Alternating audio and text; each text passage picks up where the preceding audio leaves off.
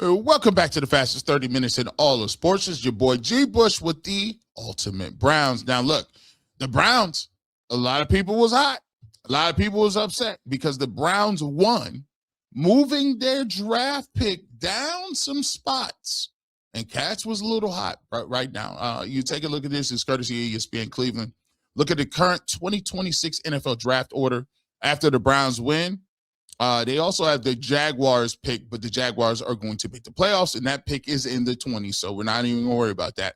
So you take a look at it right now. The Giants, 2-13.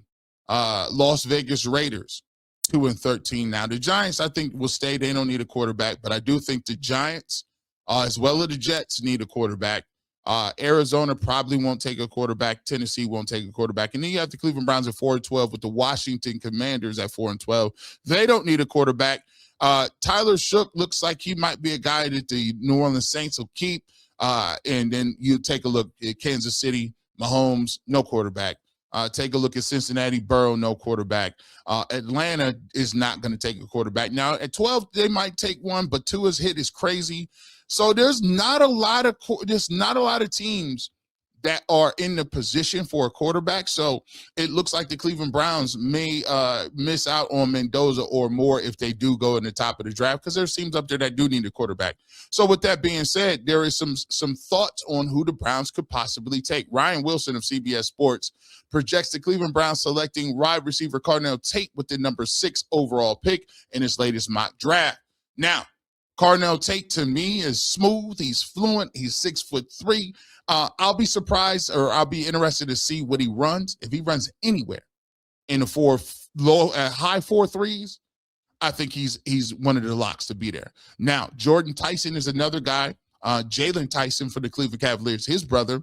I like him. He's shifty. He can go get the ball. He's physical. Wide receiver out of Arizona State. I think these two guys are going to be jostling for the position all year. I think Carnell Tate as well as Jordan Tyson are going to be jostling for that spot. I'll go back and forth with Tyvis on it.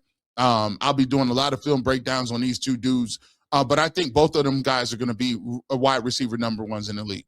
And if you're the Cleveland Browns and you take a look at what's going on, it's to me, I'm going to be honest with you, it's a no-brainer, because as I do my breakdowns of what's going on with the linemen, I don't think there's an offensive tackle rated high enough that I would take inside the top 10. So therefore, if I do have a top 10 grade, and I do on Jordan Tyson as well as Carnell Tate, it's obvious that I would take a receiver there. You take a look at what the Cleveland Browns have. Harold Fanner Jr. coming back. You throw a guy like Carnell Tate in there.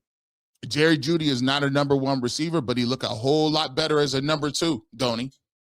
You take a look at those guys, assuming that Quinshon Judkins can come back and be one of those guys as well. Now you're in prime position. If you are Shedeur Sanders, you got some weapons around you. You can also go in free agency and get you another guy that can move around a little bit. Isaiah Bond is showing you some stuff as a deep threat. And if you can then position yourself with that pick from the Jacksonville Jaguars, you can go get you something, a lineman, and get a guy where even if it's not a tackle, you might be able to take the best available position. Maybe you bring back Luke Whippler. I think Zach Zenner will probably be on this roster. If you like a guard or you like a tackle that you can move to guard and you like them better because Joe Batonio's not going to be here, by all the means, let's cook with that.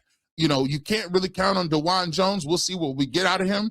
Tevin Jenkins is another dude where you might want to see if you could bring him back.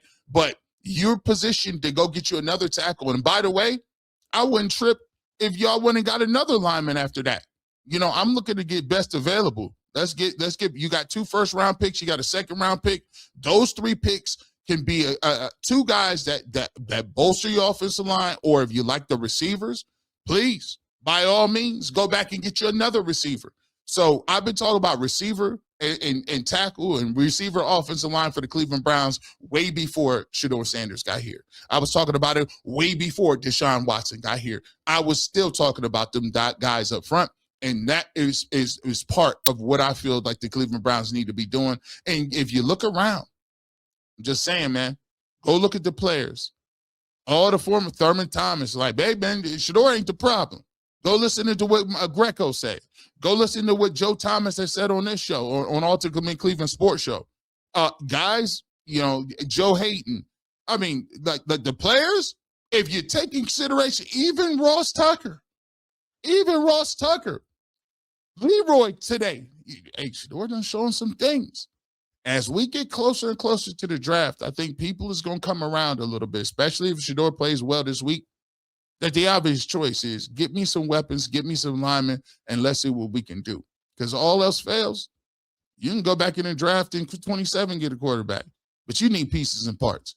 And I think that's the best option for the Cleveland Browns.